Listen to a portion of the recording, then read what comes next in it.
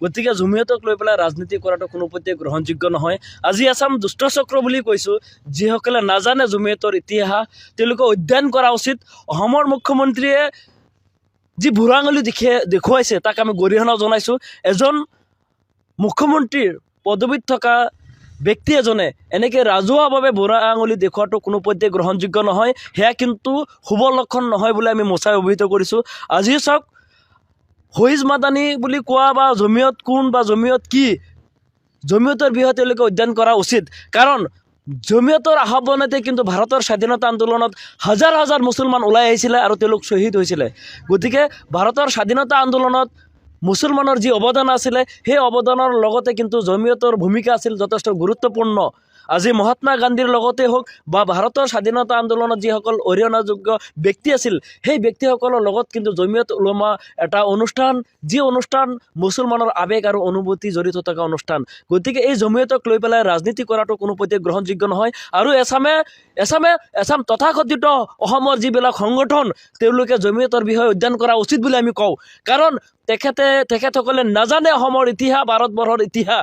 গতিকে ভাৰতবৰ্ষৰ ইতিহাস তেওঁলোকে জনা দৰকাৰ।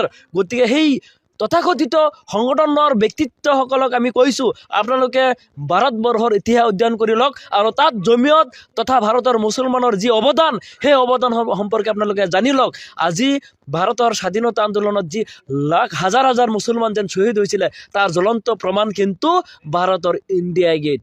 তাত চাই আহিব, তাত কিন্তু লিখা আছে, জল পটকে তাত ওলাই পৰিব। আজি জমিয়তৰ আহ্বানতে কিন্তু বহুত মুছলমান ভাৰতে বহুত স্থাপন কৰি গৈছিলে, কাৰণ তেওঁলোকে ভাৰতবৰ্ষক নিজৰ মাতৃভূমি হিচাপে গ্ৰহণ কৰি লৈছিলে। আজি তেওঁলোক পাকিস্তান যোৱা নাছিল, তাত কিন্তু গুৰুত্বপূৰ্ণ ভূমিকা জমিয়তে লৈছিল। গতিকে আপোনালোকে নাজানে, গতিকে এনেকৈ কথা নক'ব। আমাৰ ফালৰ পৰা আমি সকীয়াই দিছোঁ। আমি মুখ্যমন্ত্ৰী মহোদয়ক আমি আহ্বান জনাইছোঁ, আপুনি এনেকৈ আমাৰ মাজত বিভ্ৰান্তি সৃষ্টি নকৰিব। আৰু এছামে জমিয়তক লৈ পেলাই যি ৰাজনীতি কৰিছে, সেয়া কিন্তু বন্ধ হ'ব লাগিব। ইয়াক কোনো মেৰুকৰণ কৰা নচলিব। জমিয়তে হয়, সেয়াত লাগিলে আপোনালোকৰ যদি কোনোবা দুটা গোট আছে আমি মানি নলওঁ, সেইবিলাক কথা বেলেগ। কিন্তু জমিয়ত যেতিয়া হ'ব, জমিয়ত গোটেই ভাৰতবৰ্ষত আমি জমিয়ত বুলি ক'লে মুছলমানৰ আৱেগ অনুভূতিক আমি বুজিম। গতিকে জমিয়তক লৈ পেলাই এছামে কিন্তু ৰাজনীতি কৰাৰ সময়ত পৰিলক্ষিত হৈছে।